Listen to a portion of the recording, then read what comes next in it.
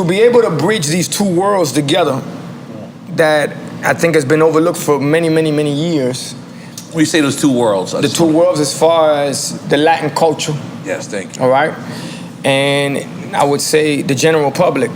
Now, the thing is that between the Latin culture, blacks, Caribbean, anything that has to do, anything that moves African, we all relate. And that's one thing about hip hop. Yeah, hip hop. What I love about hip hop is that hip hop brought everybody together, not through color, through poverty. Like if you were jammed up, shit, I relate to you. So your story, something out your story that I would listen to, I'm going, damn, that happened to me. And that was the difference. It wasn't really a color thing. It was more of when you're in poverty, it don't matter what color you are. You black, white, pink, purple. You're going, yo, you got bread, I got sugar. You got butter, I got soup. You got this, you got that. How can we help each other? You got Kool-Aid, I got sugar. Plenty of it, huh? Let that thing sit at the bottom, watch out. You know? But where I'm going with it is that no longer is it's not that right now. Now they're trying to find ways to divide everything that we got going on.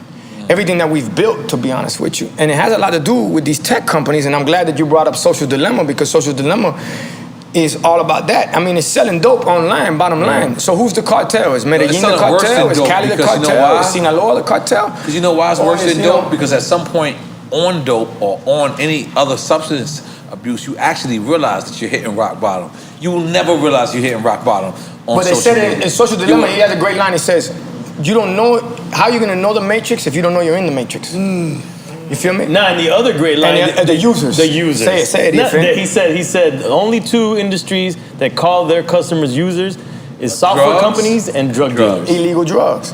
So Are we bigging up Social Dilemma right now? No, I mean, we got no stocks in Social Dilemma. We're documentary. We don't. It just spoke to us. You know what I'm saying? But it is what it is. And I hope that we, especially for the generation coming up, we wake them up. You feel me? Because it was different even. You know what you should do during this one? Look up when I spoke at the Songwriters Hall of Fame. Songwriters Hall of Fame. Songwriters Hall of Fame in New York. Check it out. It was me, Jay-Z, Berry Gordy, Ed Sheeran, Bon Jovi. All of us got, but I went off on that. Tom can get you that footage. And why I went off was... Tom from MySpace? No. It could be. Maybe that is Tom. No, está buena. What are we talking about here, man? That's communicating. Oh, my bad. But it can get you the footage. And where I went with it is because 30 to 40% of all these social platforms owe all their evaluations to music. If it wasn't for music, be no Facebook. If it wasn't for music, wouldn't be no Apple. Nothing goes viral. Facebook, it wouldn't be no goddamn Twitter, Chitter, Clitter, Clatter, Snapchat, TikTok, Pop, whatever you want to call it. You know what I'm saying? So all of that, there's a lot of money getting stuck to the gum under the table for artists that help blow that up, Spotify, all of that. And I'm a big advocate on that, because if you put the numbers together, me personally, I got close to, at this point, 20 billion views on YouTube. Let's talk about official, right? Let's talk about but if I had a dollar, and I appreciate y'all clapping it up, but y'all being some Miami boys at this point, clap it up when each one of them are worth $1 and I come back with $20 billion. Wow. So therefore, that's where it's at. That's only on YouTube though. That's just YouTube. That's not even talking about the streaming game. Okay, yeah. But that's just me. Okay. I'm just saying if we get this message out to people, it's like, yeah, them numbers look nice, but that's a facade. That's just smoke and mirrors. That shit don't mean nothing. So it's a bunch of views to make some other company a bunch of bread. That at the end of the day, we're the driving force. So it goes back to that independent mentality. It goes back to what Luke drove in me. It goes back to my grandmother being a rebel next to Fidel Castro. My aunt being a political prisoner in Cuba.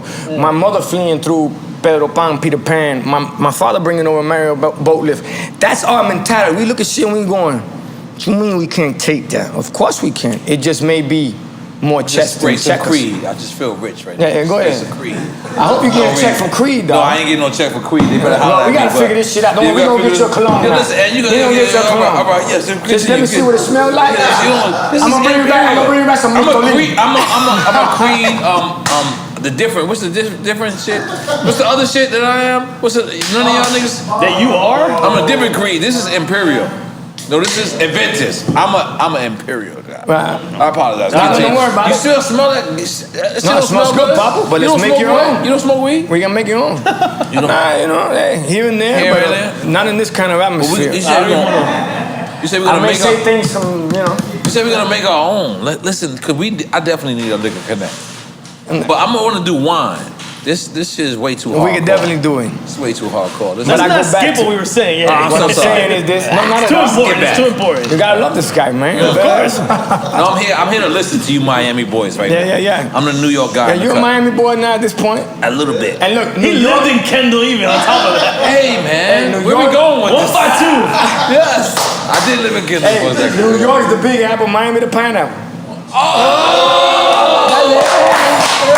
So I went from my apple to apple. I'm still in the apple, baby. Let's go. Continue, Take a shot of my wine for that. Hold on. Boy, like that shit. Let me get one. Get that bottle bean. I'm Bean. No, I do like this shit. That's just good. That's just really good. Hold on. Wait for me. You Miami boys is too y'all too fast. Salud. Para que lo sepa. Salud. Okay, hablamos. Dale. Yo, to Pitbull, make some noise! Fuck that, the trench. We together. And it's a blessing, man, to be able to shoot the shit with y'all. And more than anything, to be able to do it on some real shit. And you got an album coming out soon? Wait, don't skip what we was talking about, guys. Come on, man. Look, there's a lot of things happening and we're very blessed. But I go back to, if every view we got $1 for, if I'm at 20 billion views, it'd be $20 billion. And what label you signed to now? I don't got a label that I'm signed to, but we're independent. Thank God. You got tech incubators that you sponsor, right? We're a part of it's called Emerge Americas, which is all the startups coming out of Latin America, that they were all shut down in Silicon Valley, Silicon Alley, Silicon Paradise. But here, we've given them a platform. Right. We've had that for 8 years with a partner of mine, and it's been great for us, to be honest with you. And we've created, I think, 2 unicorn companies at this point, meaning companies that are worth more than $1 billion. And mind you, I'm glad that Teach is here, by the way, showing up, talking about, hey, I see you show up Olo, but you see how it is? I just show up Olo, and somehow, some way, them angels show up, you feel me? Right. And Teach was one of the first guys to ever put me on to tech at that level. I would say maybe 2011 or 2012, Teach put me on the Uber, if I'm not mistaken, all right? So he's always had his eyes on that. When it comes to me and I see opportunity, I just always look at how do we get a piece of what they got going on and earn our keep now. I'm not trying to take food out your mouth. Right. I'm just trying to bring food to the Mutually table. beneficial. That's it. That's it. So through music now and everything that's come to life, if artists were to, in layman terms, wake the fuck up, they would see that if you bring everybody together, the kind of numbers that we can bring together, we can run a network. We can run them boys to cut a certain deal. But everybody's so caught up in this vanity and this bullshit that if you look at the names, it's called followers and likes. I never been around followers and likes. I've been around leaders and unique. I run around motherfuckers that's different. You're different. EFN different. Crazy Hood was different. Teach different. Everything, Mauricio different. Anything we ever did, we were different at what we did. And that's why we attracted to each other and then wanted to help each other. So believe it or not, I looked forward to, for a long time, to have this kind of conversation, because where I'm out and about, I have to be almost every interview I do is like a goddamn fucking deposition.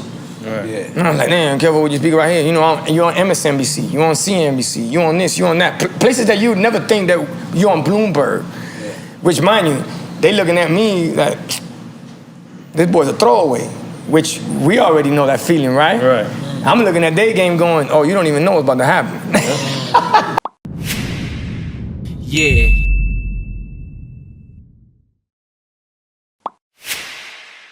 Yeah.